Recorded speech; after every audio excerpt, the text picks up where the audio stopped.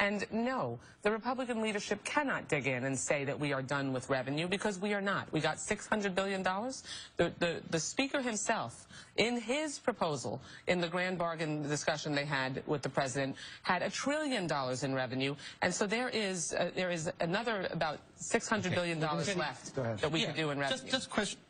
You said let's start with the facts, but we've just run aground right there. Right? We cannot agree exactly on my point. It made my point. We have got to agree on the facts. But your facts are false, so we have a problem.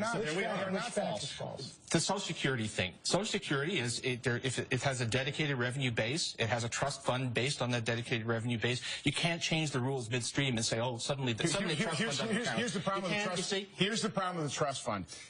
The federal government owns U.S. Treasury bonds. It's the same thing.